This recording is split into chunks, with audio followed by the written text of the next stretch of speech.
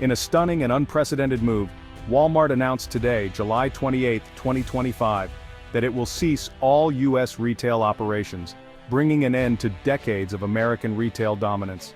The announcement sent shockwaves across the nation, as millions woke up to the reality that the world's largest retailer would soon vanish from their neighborhoods. This decision marks the climax of a bitter and escalating trade war, driven by President Trump's administration and its aggressive economic policies. The ongoing conflict over tariffs and international trade has finally reached a breaking point, with Walmart caught in the crossfire. Walmart CEO Doug McMillon called the decision painful but necessary, explaining that the administration's sweeping tariffs on imported goods made their signature low-price model impossible to sustain. He emphasized that the company had explored every possible alternative before making this historic choice. The company will begin a phased withdrawal this year, closing over 4,600 stores and displacing nearly 1.6 million workers.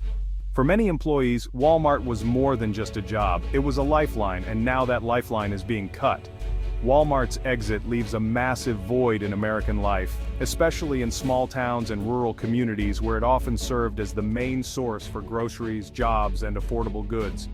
Many residents now face uncertainty about where they'll shop or work. Stock markets worldwide tumbled as the news broke, highlighting the global impact of Walmart's departure. Investors scrambled to assess the fallout, and economists warned of ripple effects across supply chains and consumer spending.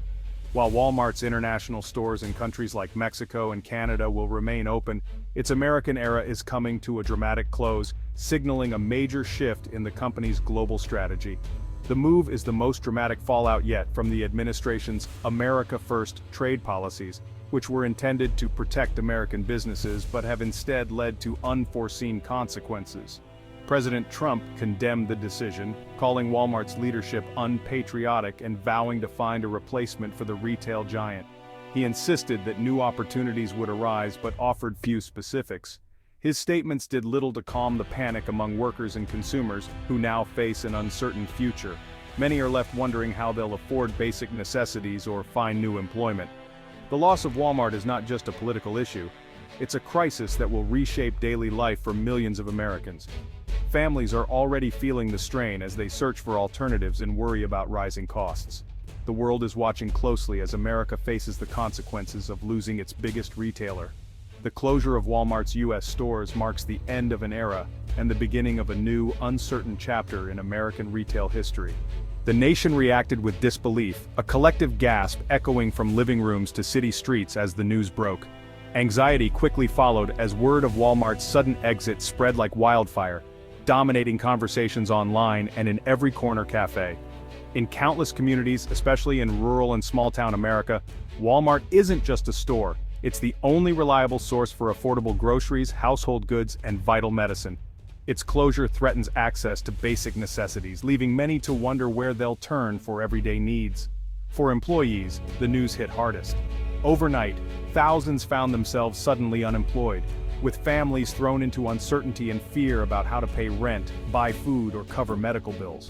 Politically, blame flew in all directions. Democrats pointed fingers at the president's trade war, arguing that reckless policies had triggered the crisis. Meanwhile, Republicans struggled to defend the tariffs, insisting they were necessary for national security, but their arguments rang hollow for many affected families. The event fractured alliances and ignited fierce debate in Washington, with lawmakers scrambling to respond to the growing outrage and confusion.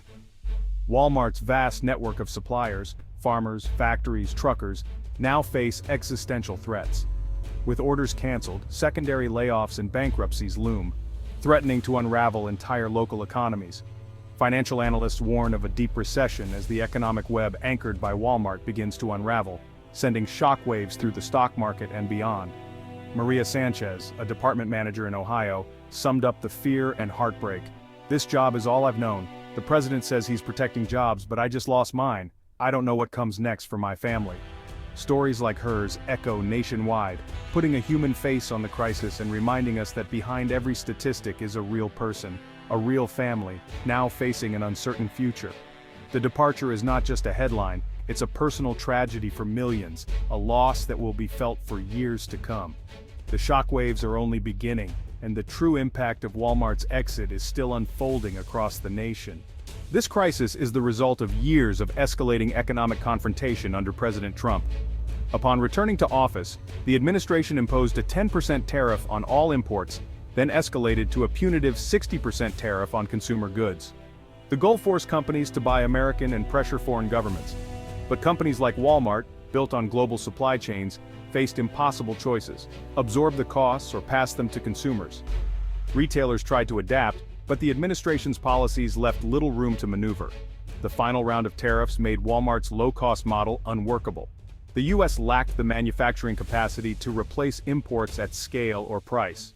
Walmart's only options: raise prices beyond reach, operate at a loss, or leave. The administration's inflexible stance left Walmart cornered. The road to this exit was paved by policy decisions that prioritized confrontation over stability. Walmart was targeted because it's America's largest importer, especially from China. President Trump demanded Walmart absorb the tariffs, painting the company as a symbol of globalism.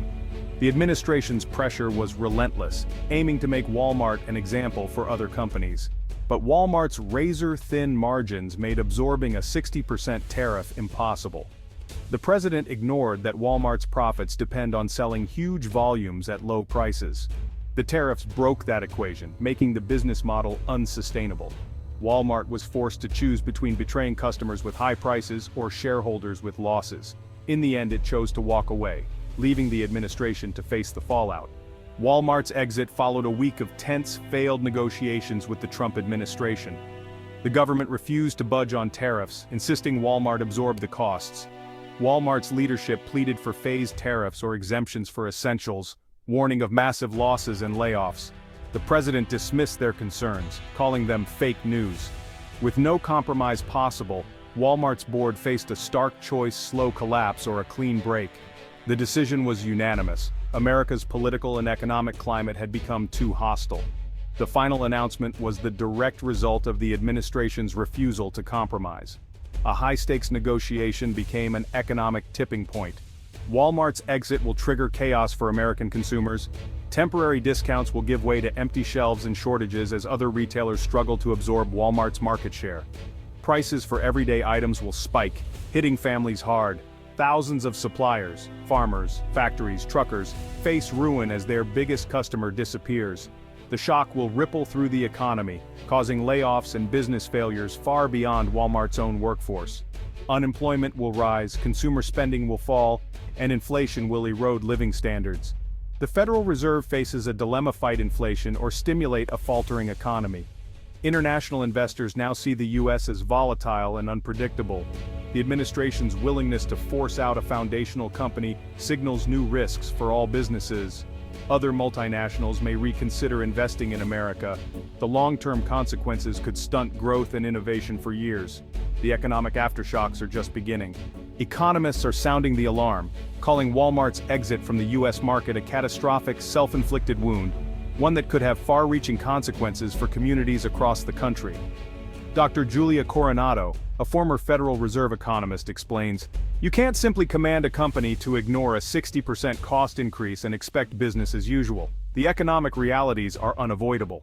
The pain from these decisions is felt most acutely here at home, not overseas. American families are already seeing higher prices, fewer choices, and empty shelves in their local stores.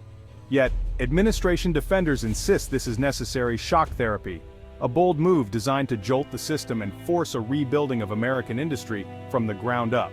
Steve Bannon, a prominent voice in the movement, calls Walmart's departure the first step to a stronger, more sovereign economy, arguing that short-term pain is the price of long-term independence. The nation is deeply divided.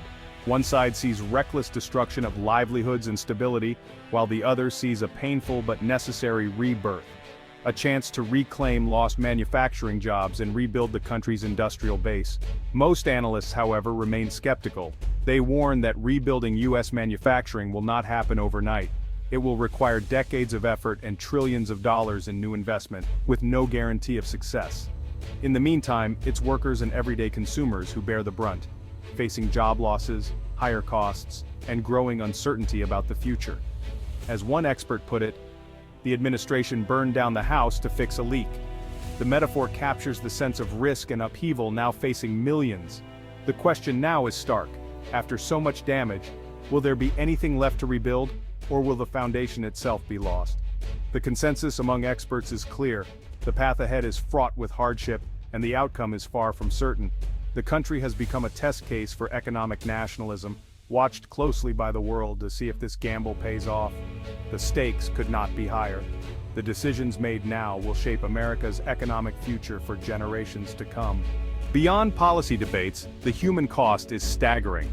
In Bentonville, Arkansas, Walmart's hometown, thousands faced job loss and a collapsing local economy. Small businesses that served Walmart employees brace for disaster. For hourly workers like David in Florida, Walmart was a lifeline. Now, he faces unemployment and uncertainty. The president says he's fighting for people like me, but I'm losing everything, David says. Elderly customers like Susan in rural Pennsylvania relied on Walmart for affordable prescriptions and groceries. With the nearest store now 30 miles away, she wonders how she'll manage.